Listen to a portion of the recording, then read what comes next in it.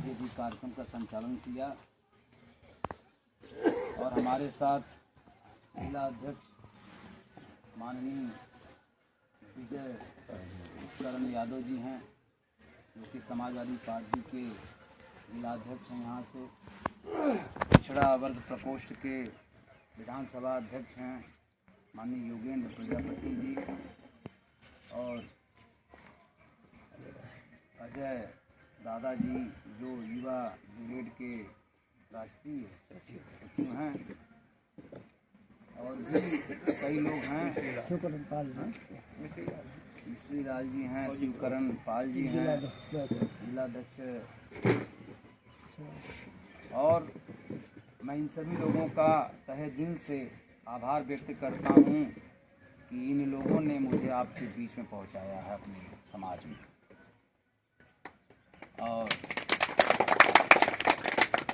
यहाँ पर उपस्थित हमारे पिता समान बुजुर्गण, युवा साथियों, नन्हे मुन्ने बच्चों, मैं आप सबका भी तहे दिल से अभिनंदन वंदन करता हूँ कि आप लोग थोड़ी धूप सहते हुए, थोड़ा प्यास सहते हुए मुझे सुनने का इंतज़ार किया है। मेरा नाम राजेश प्रजापति है। आप लोग जानते हैं मुझे? कोई जानता है? हाँ? ऐसा कैसे कह रहे हैं? जानते हैं आप लोग, बहुत दिन से मुझे जानते हैं। देखिए वो दीवार पे लिखा है जय सर्वश्रेष्ठ, लिखा है कि नहीं? किसने लिखा है? किसने लिखा उसको?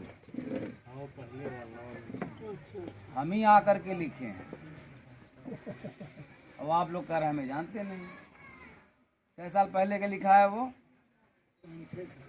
5-6 साल नहीं हुआ। 2016 में 16-17 में टीम यहाँ आई थी, टीम आई थी।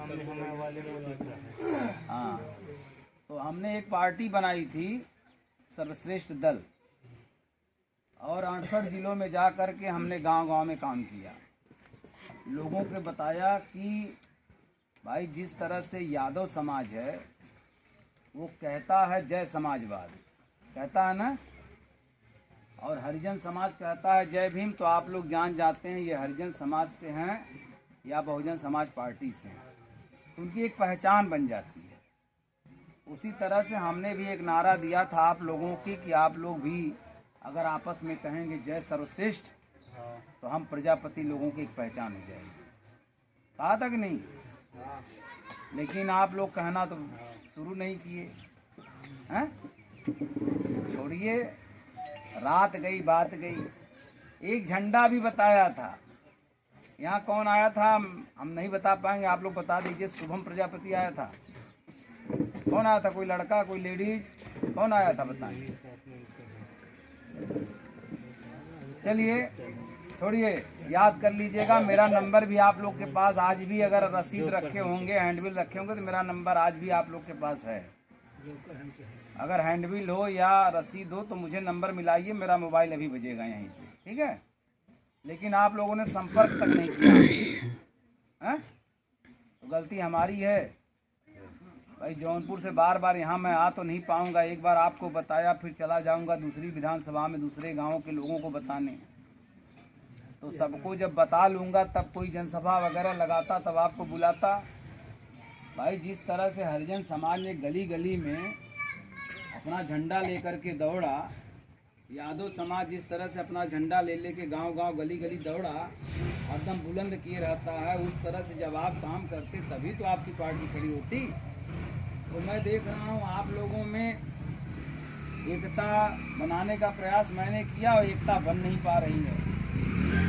ये 25 लोग जो है भाग जाते हैं, बसपा को वोट कर देते हैं, 25 लोग सपा को, और 25 लोग कांग्रेस को, 25 लोग भाजपा को, और जब वोट की गिनती होती है तो कितना आता है? 0/0। इसीलिए सभी जाति क्या कह रही हैं? प्रजापति मुट्ठी भर तो हैं। और अचरज की बात इस समाज में देखिए, विडंबना कि सरकारों ने अल्पसंख्यक इनको नहीं घोषित किया है, ये स्वयं को घोषित करते चले जा रहे हैं। 100% प्रजापति लोगों में से 4% निकल करके गोला लिख रहे हैं, 4% निकल करके भार्गव लिख रहे हैं, 4% 5% निकल के दक्ष लिख रहे हैं, चक्रवर्ती लिख रहे हैं, चक्रधर लिख रहे हैं, वर्मा लिख रहे हैं, और वो आपसे ऊंचा अपने आप को समझ रहे हैं। ध्यान से हमारी बात सुन रहे हैं कि नहीं, मैं सही कह रहा हूँ या नहीं? और जितने अपने समाज में वो अधिकारी बन रहे हैं, कर्मचारी बन रहे हैं, उनके नेम प्लेट पर जाके देखेंगे तो प्रजापति लिखा नहीं मिलेगा। और हमारी जात की सबसे बड़ी विडंबना यह है कि ये मिट्टी का काम करता है। यह काम कोई जात नहीं करती, इसकी अलग पहचान है। मिट्टी वाले काम करने वाले प्रजापति के यहाँ इंजीनियर अपनी लड़की नहीं देगा, डॉक्टर अपना लड़का नहीं भेजेगा, दामाद नहीं बना पाएंगे आप। तो उनका एक अलग स्टेटस हो गया, अलग लेवल हो गया। आप मिट्टी में काम करते हैं, आपके हाथ में मिट्टी लगी रहती है, कोई हाथ नहीं मिलाना चाहता। दिन भर चाक पर जो हैंडल मारते हैं उससे पसीने से इतना कपड़ा महक जाता है, कोई बगल में नहीं बैठाना चाहता। यही अपने समाज की ही बात कर रहा हूँ। जो अधिकारी बन गए हैं, कर्मचारी बन गए, वही लोग नहीं आपसे संबंध बनाना चाहते। तो बताइए, बिना झंडे के कौन सा काम होगा? आज समाज में 16 झंडे बन गए, जानते हैं कि नहीं? 16 झंडे बन गए। सब ही पार्टी बना आ रहे हैं। अब कोई न कोई, पहले तो हमारी पार्टी में कुछ लोग जुड़े थे, अब नई पार्टी जो आ रही उसमें जुड़ रहे हैं। और इसी तरह से बहुत पहले पार्टी बनी लोकप्रिय, उसमें भी जुड़े थे सब, जो आज बुढ़े हो गए होंगे। 32 साल पहले वो पार्टी बनी थी। फिर प्रजा राज पार्टी बनी, फिर भारतीय समता समाज पार्टी बनी, समझदार पार्टी बनी, लोकप्रिय राष्ट्रवादी पार्टी बनी। देश का पार्टी ये बना रहे हैं समाज में।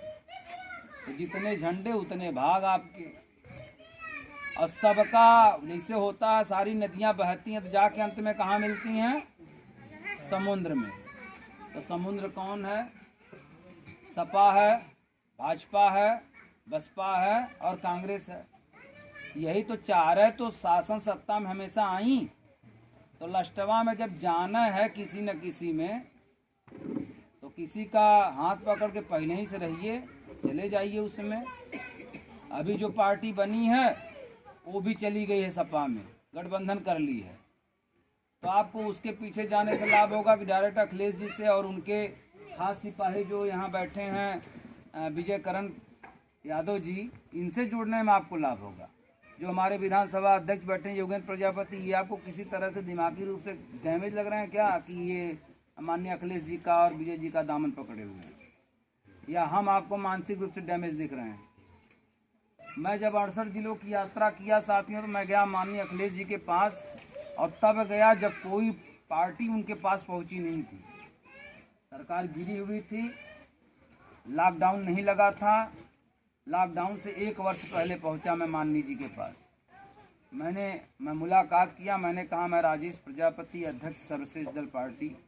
कहीं बताओ क्या चाहते हो? हमने कहा, भैया मैं गठबंधन करना चाहता हूँ आपसे। तो उन्होंने कहा, देखिए राजेश जी, मैं इस बार गठबंधन नहीं कर रहा हूँ। मैंने बसपा से गठबंधन किया, वो भी पूर्ण बहुमत की सरकार में रही एक बार, और मैं भी पूर्ण बहुमत की सरकार में रहा। सोचा दोनों मिल लेंगे तो ये जो लोकसभा की 80 सीटें हैं उत्तर प्रदेश में, 50, 60, 70, 80, 75 तो मिल ही जाएगी। लेकिन बहन कुमारी मायावती जी ने अपने वोट को ट्रांसफ़र नहीं कराया हमारे में। हमने पिछड़ी जातियों के हित के लिए उनको 2 सीट ज़्यादा दिया कि कम से कम हमारी पिछड़ी जातियाँ, दलित जातियाँ सुरक्षित हो जाएं। लेकिन ये बहन जी ने गद्दारी की, इसकी सज़ा वो भुगतेंगी।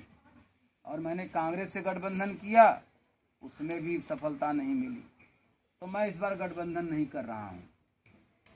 तब तो भैया हमारे पैर के नीचे से ज़मीन खसक गई। बताइए, 68 ज़िले में जा कर के लोगों से रसीदें काटी, हमने 150 लिया भी, लोगों को पदाधिकारी भी बनाया, सदस्य भी बनाया, और आज भैया कह रहे हैं कि जो मकान आपने बनाया उसको गिरा दो।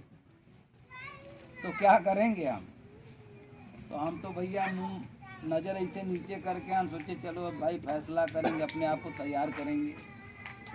तब तक उनकी एक बात हमारे कान में फिर पड़ी, अच्छा समाज की सेवा करना चाहते हैं? हम कहे काहे नहीं करना चाहते हैं भैया, उसी लिए तो हमने पार्टी बनाई, समाज के लिए मकान बनाया। तो कहाँ अच्छा ये बताइए, जब सत्ता नहीं मिलेगी तो कौन सी सेवा करेंगे? तब ढक्कन खुला भैया हमारे दिमाग का। आपको खुल रहा है कि नहीं इस बात से? जब सत्ता नहीं मिलेगी तो कौन सी सेवा करेंगे? घर से आपको कंबल की जरूरत होगी जाड़े में तो घर से ला के देंगे? हैं? कोई नहीं दे पाएगा ना।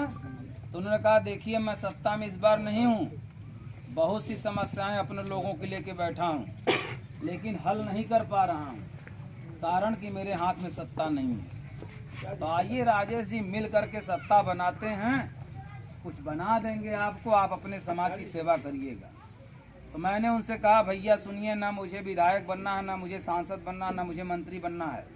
मैं अपने प्रजापति समाज के लिए एक स्वतंत्र नेता बनना चाहता हूं, ताकि चंदौली से लेकर के और बुलंदशहर चाहे कोई भी जिला हो, मैं अपने प्रजापति समाज की जाकर के सेवा कर सकूं। मैं विधायक बना देंगे तो मैं एक विधानसभा का सीमित नेता बन जाऊंगा और उसी विधानसभा के लोगों की सेवा कर पाऊंगा। हैं? आपके इस समय प्रजापति समाज में कौन विधायक है? ब्रजेश प्रजापति। अब आपके प्रजापति लोग कौन कौन से जिले में हैं? हर जिले में है। तो बताइए ब्रजेश जी हर जिले में जाके सेवा करते हैं? कर पाएंगे? वहाँ का विधायक करने देगा? और वो भी विपरीत पार्टी में है, विपक्ष में हम लोग के। तो कुल मिलाकर के साथियों, मैं पहले भी आपके लिए सिर्फ नेता की तलाश में था कि आपको एक सिर्फ नेतृत्व दूं, जैसे माननीय मुलायम सिंह जी ने अपने यादव समाज के लिए सिर्फ नेतृत्व बन करके उतरे और 4 बार सत्ता प्राप्त की है। उसी तरह से अगर सिर्फ नेतृत्व आपके पास हो जाए तो निश्चित है ये समाज एकजुट हो जाए। तो सिर्फ नेतृत्व कोई बनने नहीं आ रहा है, जो बनने आ रहे हैं वो ऐसी ऐसी बात उनके हैं, वो लेकर के आए हैं अपना एक संबोधन जय रत्नप्पा। तो बताइए जो वर्मा लिखता है, जो भार्गव लिखता है, वो कहेगा जय रत्नप्पा, वो कह करके अपनी पोल खोलेगा कि मैं प्रजापति हूँ? तो यहीं से उनकी बात कट जाती है। जो संतराम बीए का लेकर के आया है, संतराम भगवान दक्ष का लेकर के आया है, सब जो है कोई नहीं अपनाएगा। मैंने जय सर्वश्रेष्ठ इसलिए लिखा ताकि आप कुछ भी लिखते हो लेकिन आप एक हो सकते हैं। आपको भार्गव से प्रजापति लिखने की ज़रूरत नहीं है, आपको वर्मा छोड़ करके प्रजापति लिखने की ज़रूरत नहीं। आप जो लिखते हैं उसी रूप में आप इसको स्वीकार कर लेते, आप एक हो जाते। तो मेरा कहना सिर्फ ये है कि मैं आपके लिए एक स्वतंत्र नेता बनना चाहता हूं। अगर आप लोग समाजवादी पार्टी की सरकार बनाएंगे तो मैं पुनः सरकार बनने के बाद मैं आपसे पुनः मिलने आऊँगा, ठीक है? और ये सरकार, मैं बहुत ज़्यादा सरकारों का नाम नहीं लेना चाहता क्योंकि नाम लेकर उनका प्रचार करता हूँ, ये सब गलत बात है। मैं एक कहानी सुना दूंगा, उससे आपकी समझ में आ जाएगा कि सरकार किस तरह से काम कर रही है। एक राजा था, उसने गांव के लोगों को बुलाया कि मेरे बेटे का जो है नामकरण है, आप लोग आइए मेरे यहाँ दावत, फ्री का भोजन खिलाएंगे और 3 दिन रहना है आप लोगों को। तो सब लोग भैया पहुँचे, क्योंकि अभी अपनी समस्याओं बुलाएंगे कि भैया पंचायत हमारे घर में हो, हमारे घर में बंटवारा भाई भाई से, तो अगर सबको बुलाएंगे तो सब साथ पल्ला झाड़ लेंगे। 2 को बुलाएंगे, 5 को बुलाएंगे, 2 या 3 आएंगे। जब भोजन के लिए बुलाया जाता है तो 10 को बुलाएंगे, 20 पहुँचेंगे। क्या बाबा अनुभवी है ना आप इस मामले में? तो वैसे जब राजा ने फ्री का दावत दिया भैया पूरा गांव पहुंच गया पलट करके। राजा ने अच्छे अच्छे पकवान बनाए, जो जैसा खाता था वैसा वैसा परोसवाए, सब दबा दबा के खाए।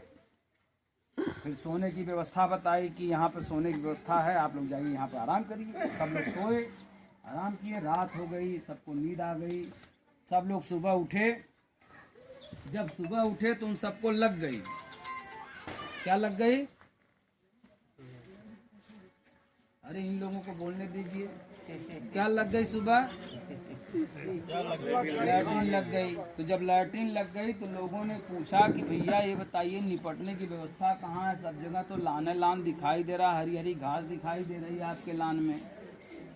तो कहें हाँ यहाँ अगर निपटेंगे तो भाई चालान हो जाएगा, हैं? हो सकता है कोड़े भी खाने पड़े, जुर्माना भी लग सकता है। कहें तब? कहें इधर निपटने की व्यवस्था तो नहीं है, वहीं शौचालय बना है, आप लोग चले जाइए। तो सब भैया अपना पेट पकड़े गए, कुछ तो बीच में अपना पोंक दिए बेचारे, ठीक है? भाई जिनसे बर्दाश्त नहीं होगा वो क्या करेंगे। तो फिर भी वहाँ पहुँचे कुछ लोग, तो उन्होंने कहा, सैनिकों ने पूछा क्या है, और जो पोंख दिए थे उनकी चालान हो गई, 500 रुपया जुर्माना हो गया। और जो वहाँ पहुँचे तो पूछे सैनिकों से, भैया ये बताइए कि हम लोग निपटना चाहते हैं। कहाँ है, सुनिए सुनिए, रुकिए रुकिए रुकिए, निपटने की तो व्यवस्था है, लेकिन इस निपटने का चार्ज जो है 500 रुपये है। तो सबका कान खड़ा हो गया, अरे ये क्या तरीका है, फ्री का भोजन खिलाया और निपटने का चार्ज 500 रुपया मांग रहा है। तो जिनके पास 500 रुपये थे वो तो आराम से निपट लिए, और जिनके पास 500 रुपये नहीं थे वो तो बेचारे तड़पड़ाए, छटपटाए और दीवार छरदवाई डाक कर कूदे, उनका भी चालान हुआ। कुल मिलाकर के 500 रुपया सबसे 2 घंटे के अंदर में वसूली हो गई। कैसे हो गई? 2 घंटे तक ज़्यादा कोई रोक नहीं पाया। कहीं न कहीं उसको करना बिना खाली के दूसरा भोजन ले नहीं पाएगा, 3 दिन का निमंत्रण था। तो ये सरकार इसी आधार पे काम कर रही है भाई, कि फ्री में आपको बुलाती है कि आइए फ्री बिजली कनेक्शन ले लीजिए, फ्री गैस कनेक्शन ले लीजिए, ठीक है, फ्री का 5 किलो राशन ले लीजिए। ज़्यादा समझदार आप हैं, ज़्यादा गिनाऊंगा नहीं, आप लोग देख लीजिएगा चपत कैसे लगा रही है। 5 किलो राशन दे रहे, लेकिन उस पकाने के लिए गैस जो है और तेल क्या गुना है। तो भैया फ्री का काहे लालच दे रहे हो? जैसे सब सरकारों ने किया उसी तरह से तुम हो यार, सबके लिए करते, फैसिलिटी देते, सब तुम्हारे साथ होते। तो ये सरकार इस आधार पे काम कर रही है। तो ये बात समझ में आ रही है कि नहीं आपको? और आपको दिखाया गया एक सपना कि आपके अकाउंट में 15 लाख आएंगे। ये तो वो वाली बात हुई कि कुत्ता बेचारा एक घर में से गया, रोटी चुराया, आधी रोटी उसको मिली और ले करके वो जा रहा था, बहुत सोचते चलूँगा इसको इत्मीनान से आड़ में खाऊंगा। और जब वो जा रहा था, नदी पार कर रहा था, देखा परछाई अपनी, तो सोचा कर यार आधी साला ये भी लिया हुआ है, अगर इसी का मैं आधी छीन लेता तो मेरा एक ठो जाता, एक ठो ले जाके इत्मीनान से खाता। तो जैसे झपटा वैसे उसके मुंह का आधी रोटी भी वो भी गिर गया और पानी में बह गया। तो वही आधी छोड़ पूरी को धावे, अब पूरी रहे न आधी पावे। तो यही हुआ आपका हाल कि नहीं? कि जो मुंह में बढ़िया निवाला पड़ रहा था, खाली ज़्यादा के चक्कर में ये सरकार आएगी तो 15 लाख देगी, स्मार्ट सिटी बना देगी, तो ये वाली बुलेट ट्रेन दौड़ा दी। आई बुलेट ट्रेन एक को, खूब सोचिए ना, ये सब सत्ता लेने के हथकंडे थे और आपको भ्रमित करने के तरीके थे, जिसमें आप हिप्नोटाइज हो गए, आकर्षित हो गए, एकदम मन मोह लिया आपको। ऐसी ऐसी जनसभा लगाया उसने, लोगों को गुजरात से बुलाया, यहाँ से बुलाया, वहाँ से बुला करके 10-10 लोग एक कार्यकर्ता के घर पे टिक गए, और जैसे उसकी जनसभा लगी थी वहीं से भागते थे। आप लोग को लगा अगर हम नहीं जाएंगे तो बहुत कुछ छूट जाएगा। तो इस तरह से एक चाल के स्वरूप इन्होंने सत्ता को हासिल किया है, आप लोगों को भ्रमित करके। और इतने पैसे खर्च किए गए उनके पीछे, उद्योगपतियों ने इतने पैसे खर्च लगाए कि वो ताकि सरकारी संपत्ति बाद में खरीद सके उनसे, और उन्होंने सरकारी संपत्तियां आज खरीदी हैं और इन्होंने बेची हैं। वरना सरकार में इतनी ताकत होती, बिना उसकी मर्जी कोई माई का लाल पैदा जो सरकारी संपत्ति खरीद ले। और आज जिस तरह से संपत्तियां बिकी हैं सरकारी, कल को आपका बेटा सूरत जाएगा जीविकोपार्जन के लिए, महाराष्ट्र जाएगा, बम्बई जाएगा, दिल्ली जाएगा, तो वहाँ का जो पूंजीपति उद्योगपति बैठा है वो बोलेगा 2000 महीना दूंगा, काम करना हो तो करो, नहीं चलता बनो। तो मरता क्या न करता। आज वो स्थिति है कि नहीं आपके पास? मरता क्या न करता है? कर रहे हैं ना कुछ न कुछ, बिना कुछ किए आज घर के छोटे छोटे बच्चों का निवाला हम नहीं दे पा रहे हैं। ये वो लोग हैं जो सत्ता में बैठे हैं, जो कभी हमारे हितैषी नहीं थे। आज जो यहाँ बुजुर्ग बैठे हैं, कल ये चौराहे पर अपमानित होते थे और आकर के अपने बीवी से, बच्चों से नहीं बोलते थे कि हमारे बच्चों को बताऊंगा, बीवी को बताऊंगा तो ये दुखी होंगे। आज वही हाल है हमारे युवाओं का। स्कूल कॉलेज में, चौराहों पर हर आदमी, हर युवा बेइज्जत हो रहा है, लेकिन आकर के अपने माँ बाप से नहीं बता पा रहा है। तो ये माहौल, इसी माहौल के लिए माननीय मुलायम सिंह जी ने कमर कसी थी, मानवर कांसीराम साहब ने, इसीलिए चौधरी चरण सिंह ने, इसीलिए आप सबके लिए जो ये व्यवस्था दिया। तो ये आपके हाथ में है, डॉक्टर भीमराव अंबेडकर जी ने आपके हाथ में वो शक्ति दी है कि आप चाहें तो इस तख्त को पलट सकते हैं, अपने लिए, बच्चों के लिए भविष्य, सुनहला भविष्य सुनिश्चित कर सकते हैं। तो ये सब आपके ऊपर निर्भर करता है। तो क्या मेरी बातों से आप संतुष्ट हैं कि नहीं हैं? तो क्या 2022 में माननीय अखिलेश जी का साथ देने के लिए तैयार हैं? इस सरकार से डरते हैं, यहाँ के विधायक से डरते हैं? तो खुल करके साथ में आइए।